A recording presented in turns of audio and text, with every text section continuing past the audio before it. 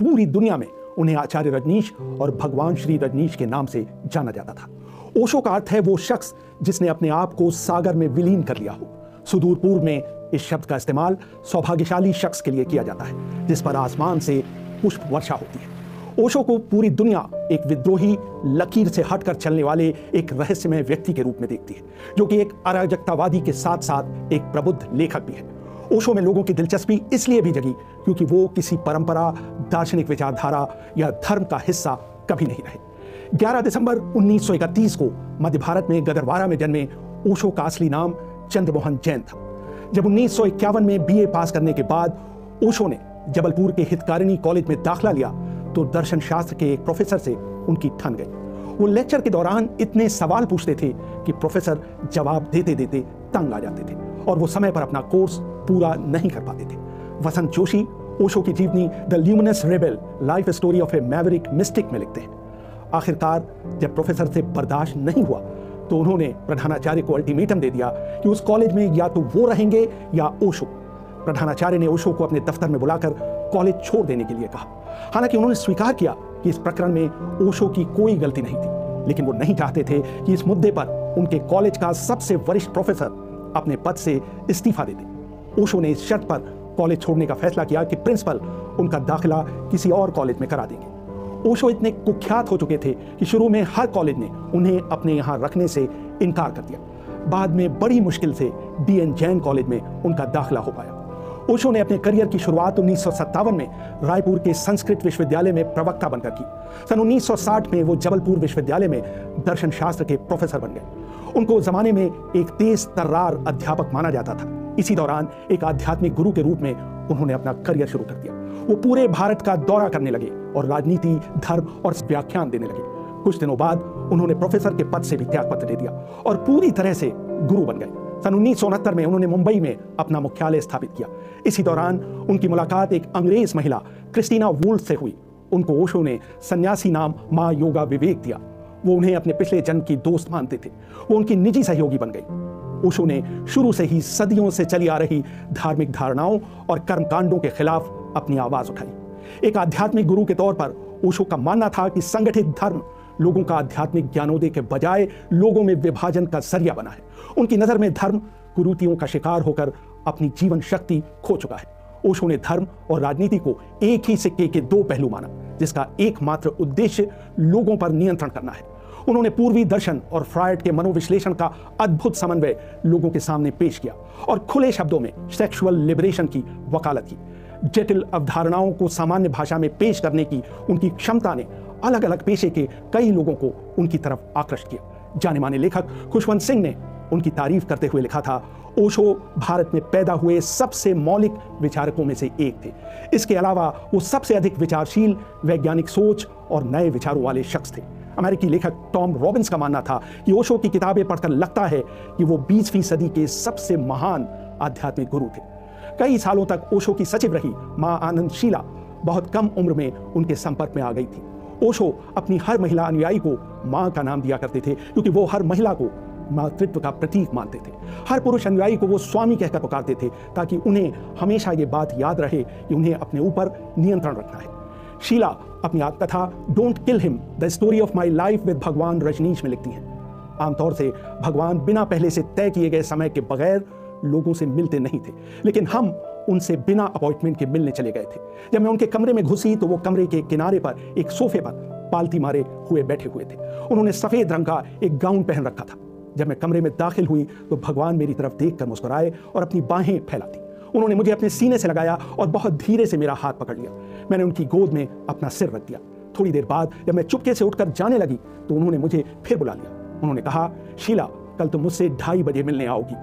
ओशो अपने हर शिष्य को लकड़ी की बनी एक माला देते थे जिसमें एक लॉकेट होता था और उसके दोनों तरफ ओशो का चित्र लगा होता था। हर सन्यासी से यह अपेक्षा की जाती थी कि वो हर समय उस लॉकेट को पहने। वो चाहते थे कि उनके शिष्य नारंगी या लाल कपड़े पहने। ये जरूरी होता था कि वो कपड़े ढीले हों ताकि आसानी से शरीर में ऊर्जा का संचार हो सके। ओशो अपना भाषण हिंदी या अंग्रेजी में दिया करते थे। अनुयायियों को निर्देश थे कि भाषण के समय वो अपनी आंखें मुंदी रखें। ओशो विवादास्पद विषयों पर अपनी राय रखने के लिए मशहूर थे। विन मकॉर्मिक अपनी किताब द रजनीश क्रॉनिकल में लिखते हैं, उनके विचार इतने विवादास्पद होते थे कि कई बार भारतीय संसद में उन पर प्रतिबंध लगाने के बारे में चर्चा हुई थी। अलग अलग लोगों को आकृष्ट करने के लिए ओशो कई अलग अलग विषय चुनते थे। उनके श्रोतागण मिलीजुली पृष्ठभूमि से आते थे। हर आयु, धर्म और नस्ल के लोग उनका भाषण सुनने के लिए जमा होते थे। जो भी उनके संपर्क में आता था या तो उनका शिष्य बन जाता था या उनका विरोधी। कोई उनके प्रति उदासीन नहीं रह सकता था। उनकी सचिव लक्ष्मी बहुत सावधानी से उनसे मिलने वालों को चुना करती थी। उन सबसे पहले एक डायनेमिक मेडिटेशन में शामिल होने के लिए कहा जाता था और फिर ओशो से उनकी मुलाकात कराई जाती थी। शुरू में वो रोज सुबह 6 बजे चौपाटी के समुद्र तट पर अपना भाषण दिया करते थे। रात में वो किसी हॉल या अपने घर पर ही लोगों को संबोधित करते थे। कभी कभी उनके सुनने वालों की संख्या 100 से 120 के बीच रहा करती थी और कभी कभी वो बढ़कर 5000 से 8000 के बीच हो जाया करती थी। कुछ दिनों बाद ओशो को मुंबई का जीवन कठिन लगने लगा। मुंबई की तेज बारिश के कारण उनकी एलर्जी और अस्थमा दिनों दिन बढ़ने लगा। उनके विदेशी अनुयायी भी मुंबई की मानसून बारिश के आदी नहीं थे। उन्हें तरह तरह की बीमारियों ने घेरना शुरू कर दिया। उन्होंने अपने सचिव से मुंबई के आसपास कोई जगह ढूंढने के लिए कहा। काफी सोच विचार के बाद तय किया गया कि वो पुणे में अपना आश्रम बनाएंगे। पुणे का मौसम और आबो हवा मुंबई से बेहतर थे। उन्होंने आश्रम के लिए कोरेगांव को चुना। आनंदशीला लिखती हैं, पुणे पहुंचने के बाद ओशो ने अपने आप को लोगों से अलग थलग करना शुरू कर दिया। वो अपने अनुयायियों की पूरी निष्ठा में यकीन रखते थे। उनके यहाँ विदेशियों को अधिक तरजीह मिलने लगी और उन्होंने अधिकतर भारतीयों को नजरअंदाज करना शुरू कर दिया। वो हमेशा कुर्सी पर बैठते थे और उनके शिष्य जमीन पर। जल्द ही उन्होंने पुणे में अपने को स्थापित कर लिया और रोज करीब 5000 लोग उन्हें सुनने आने लगे। पुणे में रजनीश आश्रम के कारण भारत का पर्यटन उद्योग हर साल 15% की गति से बढ़ने लगा। रजनीश आश्रम ने पुणे को दुनिया के नक्शे पर स्थापित करने में भी एक बड़ी भूमिका निभाई। उसने पुणे की अर्थव्यवस्था को भी एक स्थायित्व प्रदान किया और शहर में धन और रत्नों की बहार आ गई। ओशो के आश्रम में तरह तरह की थेरेपीज दी जाने लगी और पानी की तरह पैसा आने लगा। इनमें यौनिकता को बिना किसी पूर्वाग्रह के स्वीकार किया जाने लगा। यौनिकता के साथ जुड़े नैतिक मुद्दों और निषिद्धताओं को ताक पर रख दिया गया। आनंदशीला लिखती है, भगवान चाहते थे कि हम बिना किसी जलन और अधिकार की भावना के काम करें। भारतीय लोगों को इन थेरेपीज में भाग नहीं लेने दिया गया था। हर कोई ये नहीं समझ पाया कि ओशो ने थेरेपीज में भारतीय लोगों के भाग लेने पर क्यों रोक लगा दी। उनसे इस बारे में कई सवाल पूछे गए। उनका तर्क था कि पश्चिम के लोग एक उत्पीड़क दुनिया से आते हैं। उनका रहन सहन और मानसिकता भारतीय लोगों से बिल्कुल जुदा है। उनको एक सक्रिय थेरेपी की जरूरत है, जबकि भारतीय लोगों के लिए निष्क्रिय और शांत ध्यान पर्याप्त है। उनके इस तर्क से उनके भारतीय शिष्यों के पास ये संदेश गया कि वो आध्यात्मिक तौर पर पश्चिम से आने वाले लोगों से बेहतर है। ओशो ने आप प्रोत्साहित किया। ओशो के एक शिष्य रहे टिम गेस्ट अपनी किताब my life in orange growing up with a गुरु में लिखते हैं, कई भारतीय उनकी किताब संभोग से समाधि को पोर्नोग्राफिक किताब मानते हैं। इससे उनकी धारणा को चोट पहुंचती है, क्योंकि इसमें की आश्रम का कुल क्षेत्र 25,000 वर्ग मील है। वहां पर एक मेडिकल सेंटर बनाया गया, जहां दुनिया भर से लाए गए डॉक्टरों और नर्सों को रखा गया। आश्रम में रहने वाले लोगों और पूर्णकालिक मजदूरों के लिए मेडिकल सेवा मुफ्त रखी गई। आनंदशीला लिखती है, ओशो नहीं चाहते थे कि उस संकुचित जगह में नवजात बच्चों को रखा जाए, इसलिए सन्यासिनों को गर्भवती होने के लिए हतोत्साहित किया जाता था। ओशो अक्सर यौन रिप्रेशन की बात करते थे कि बीमारियां बढ़ने लगी। उनकी एलर्जी, अस्थमा और पीठ में दर्द और बढ़ गया। जब उनका मधुमेह बढ़ा तो उन्होंने अपने निवास से निकलना और भाषण देना बंद कर दिया।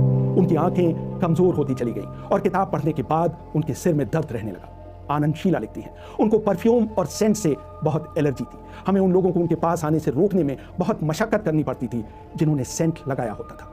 सुबह और शाम के भाषणों से पहले हर श्रोता के शरीर को सूंघा जाता था कि कहीं उसने कोई इत्र या परफ्यूम तो नहीं लगा रखा है।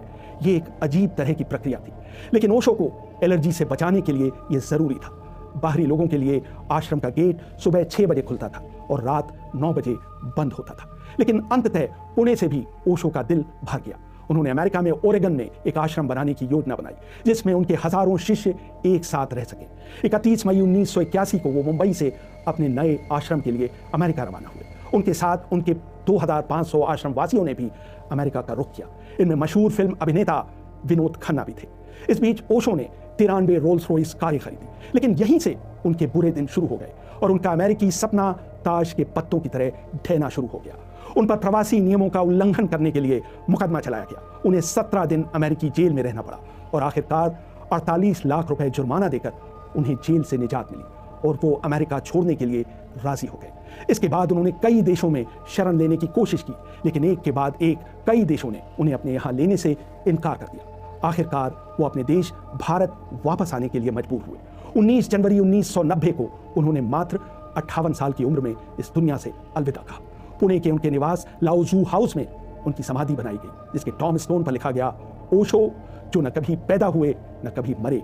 उन्होंने 11 दिसंबर 1931 और 19 जनवरी 1990 के बीच इस धरती की यात्रा की।